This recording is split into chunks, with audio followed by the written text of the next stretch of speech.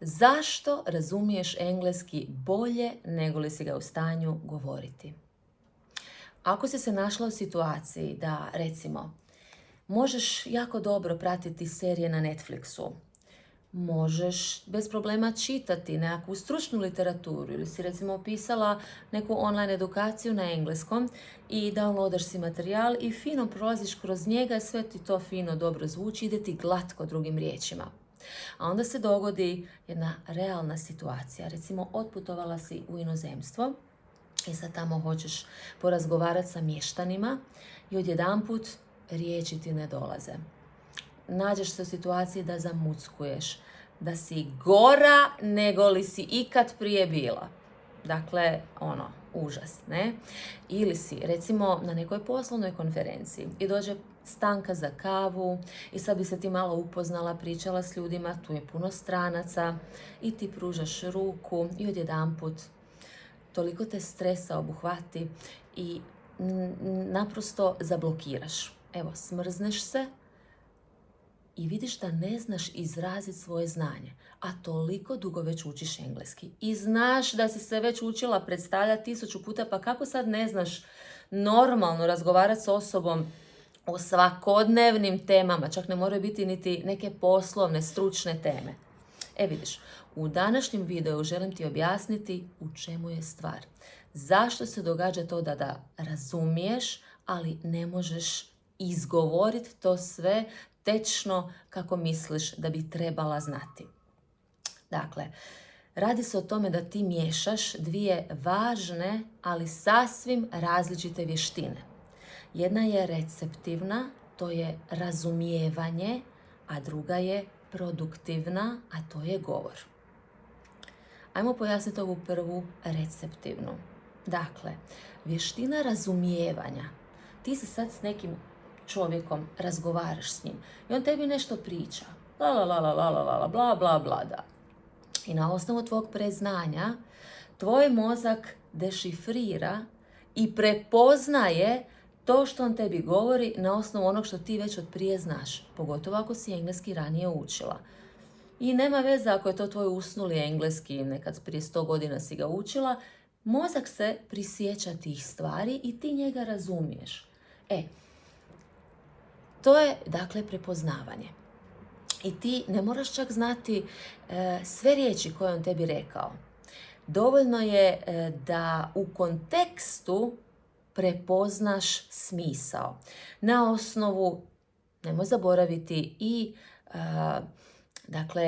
konverzacije one tjelesne i tona i konteksta, sve to je tebi poznato. Dakle, čitaš značenje i dohvaćaš smisao i na temelju izraza lica, jel tako? Dakle, oslanjaš se na kontekst da bi shvatila smisao.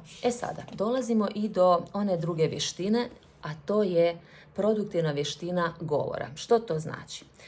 To je, možeš zamisliti, poput stvaranja, vještina stvaranja.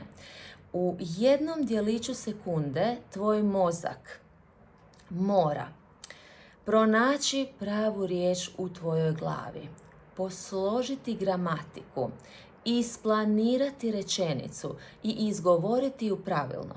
Sve to bez pauze, odmah i dok te netko drugi gleda.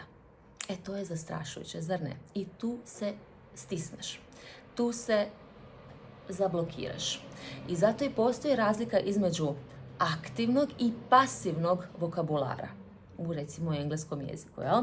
Tvoj pasivni vokabular, znači onaj usnuli kojeg ne možeš dozvat u pamćenje kada ti je najpotrebnije. I onda mi znaju reći klijentica, Kristina, ja se doma sjetim riječi koja mi je zafalila danas na sastanku ili tamo kad sam pričala s onim ili onim na putovanju ili na online edukaciji. Dakle, to je radi toga tvoj pasivan vokabular. Stoji negdje, ali je nekoristan i baš ne možeš ga prizvati ni da mu platiš tad kad ti najviše treba. Dakle, to su sve one riječi koje prepoznaješ kada ih čuješ ili kada čitaš nekakav pisani tekst. Sad, jako je zanimljivo istraživanje koje je pokazalo da svi mi koji smo neizvorni govornici engleskog jezika imamo taj fond vokabulara u pasivnom engleskom puno veći nego li u aktivnom engleskom. Drugim riječima, mi svi koji nismo izvorni govornici engleskog, mi puno više možemo razumjeti riječi jer je taj fond riječi pasivan i puno je veći od onog aktivnog vokabulara kojeg se možemo uvijek dosjetiti. Primjerice, sigurno ćeš uvijek reći i znati reći goodbye, hello, thank you. Nego li da sad tu pričaš da radiš recimo u Ministarstvu obrane, da opisuješ svoje radne zadaće i tako dalje. Dakle, nije ista težina ni govora u pitanju, jel? Odnosno stručnih riječi. I voljela bih ti normalizirati to stanje, da se više ne ubijaš u pojam što se ne možeš sjetiti riječi onda kada ti trebaju, zato što ti je puno veći fond pasivnog vokabulara koji ajmo reći usnuo i ne koristiš ga redovito u odnosu na onaj aktivni vokabular. To nije tvoj nedostatak i s tom situacijom se susreću svi koji su na tvojoj razini znanja engleskog i koji engleski koriste onoliko koliko ga i ti koristiš u stvarnom životu iz dana u dan, a možda baš i ne tako često. Jel? To je naprosto način na koji mozak čovjeka uči strani jezik. Ne smiješ si tu davati minus, ok? I nemoj zaboraviti još jedan bitan faktor, a to je kognitivno opterećenje. Što je to? Dakle, to je situacija kada tvoj mozak istovremeno slaže gramatiku, izgovor, sadržaj i onda prođe kroz jednu samokontrolu. Kako će to zvučati i nakon toga kad izgovoriš jesi li to dobro rekla. To su opet postupci nanizani kao niska biserija. Jedno za drugim, ali se događaju prebrzo. I ti ne stigneš možda sve to iskontrolirati u onolikoj mjeri kvalitetno koliko bi htjela. I radi toga je govor puno iscrpniji, iscrpljujuće, za razliku od recimo razumijevanja, koje je isto iscrpljujuće, ali je govor puno više iscrpljujuće. Jel? Čak iscrpljujuć, iako postoji znanje engleskog, iako si ga učila prije. Opet ćeš se boriti sa govorom. I sad, mnogi ljudi recimo posežu za tehnikama samoučenja. Danas su one vrlo popularne. I sama sam učila i talijanski, i španjolski, i francuski samostalno jedno cijelo ljeto prije par godina. I opet znanost kaže da svi mi koji smo učili jezik na visokoj razini, recimo kroz studij, 2 jezika istovremeno, da ćemo mi kontrastivnom analizom lakše usvojiti svaki 3., 4., 5. idući jezik. Dakle, postoji razlika ako recimo profesionalac uči neki strani jezik putem aplikacija za razliku od osobe koja možda nije profesionalac i prvi puta se suočava sa učenjem stranog jezika, možda će biti ovoj drugoj malo teže. Ali, ako misliš da će ti malo više slušanja kao neprofesionalcu engleskog jezika samostalno kroz podcaste na engleskom koji su također danas vrela znanja ili slušajući nekakvu seriju ili čitajući knjige. Dakle, ako misliš da će ti taj način pomoći u govoru, varaš se. Naročito ako si na početnoj razini učenja engleskog. To ti ne bi nikako preporučila. Ali, ono što ti bih preporučila jest da si ciljano pripremaš liste riječi, odnosno riječi koje će ti trebati u datoj situaciji. Jer ti ne možeš problem govora riješiti kroz vježbanje razumijevanja, a to ti nudi slušanje podcasta i audio knjiga. Ti možeš problem govora riješiti samo aktivno kroz vježbanje govora, a to nije razumijevanje, to je govor. Opet, dakle, napominjem, druga je vještina. A moj savjet je da, kako rekoh, si radiš riječi unaprijed Napiši ih najbolje na papir i kada znaš da ćeš ići na neku konferenciju, nauči se recimo predstaviti na engleskom u 2-3 rečenice. Ili, još bolje, nakon što si izvadila te riječi i fraze za koje znaš da će ti trebati, aktiviraj govor. Kako? Sad izvolite fraze ponavljati na glas, kad si sama sa sobom, kad te nitko ne čuje. Ili si malo probaj prepričavati dan na engleskom. Malo da probiješ tu nelagodu i da se možda navikneš na vlastiti glas. Ok? Opet kažem, ne bih preporučila početnicima, njima će to potencijalno biti i velik zalogaj, ali ako si učila engleski ranije, slobodno, zašto ne? Ako imaš više iskustva, ako si na nekom višem stupnju. Recimo, ajmo reći jaki A2 ili B1 pa nadalje. Isto tako, ako ti sve ovo zvuči, ne da mi se, probala sam, ne funkcionira, uvijek možeš potražiti mentora za engleski jezik da s tobom odradi par sati 1 na 1 ili u grupi i da te pripremi za recimo to neko izlaganje koje trebaš držati na engleskom, nekakav sastanak, Zoom sastanak ili što već, jel? To je moguće kroz par sati ako si na višoj razini engleskog jezika, recimo B1. Okay? Kad se ja sjetim konferencija na koje sam išla simultano prevoditi, onda bih uvijek išla govorniku, predstaviti mu se, pružiti mu ruku i reći ja sam Kristina, vaš prevoditelj. Zašto? Zato da čujem kako gospodin ili gospođa govornik govori engleski. I sad, najčešće bih prevodila neizvorne govornike engleskog jezika. Svašta bih tu čula u tih par minutica. Bilo je prevelike brzine u izražavanju, u govoru engleskog od strane te osobe. Govorio bi čovjek sebi u bradu, pola nisam čula. Ili frflja. Ili mu je nekoherentan, nedosljedan, nelogičan slijed misli u glavi. A tako slično drži govor. U par sekundi ja znam da li će mi biti konferencija lakša ili teža.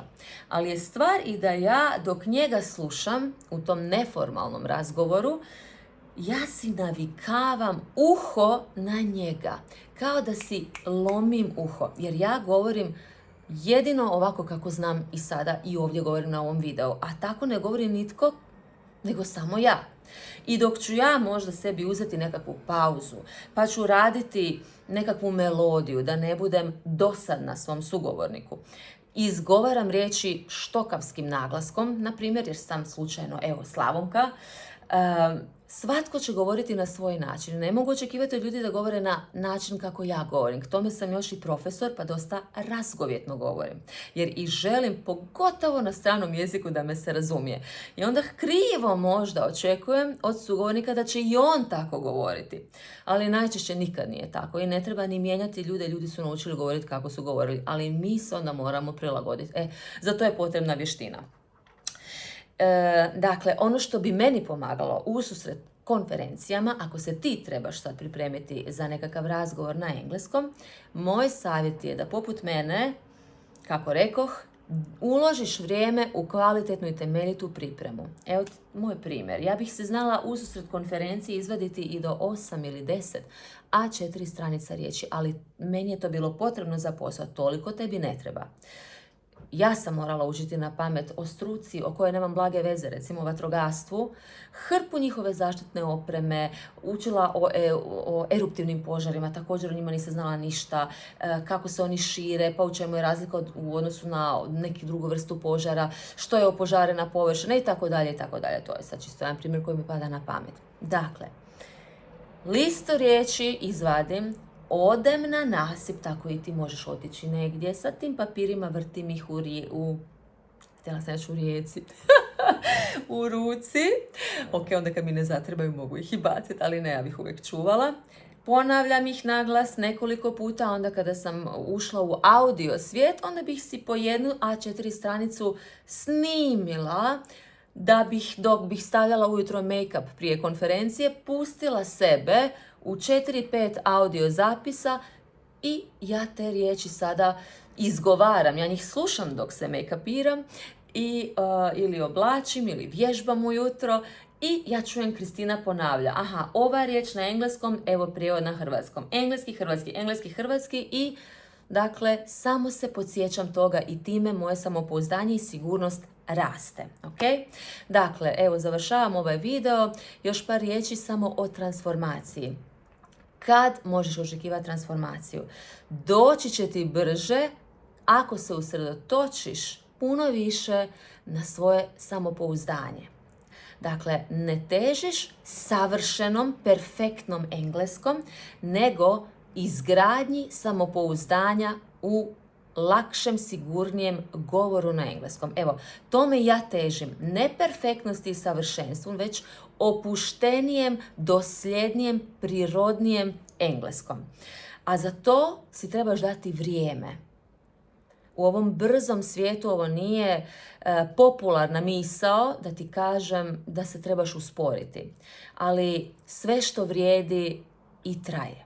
Dakle, uloži vrijeme u kvalitetnu pripremu, jer tako to rade i ostali, čak i mi koji smo profesionalci.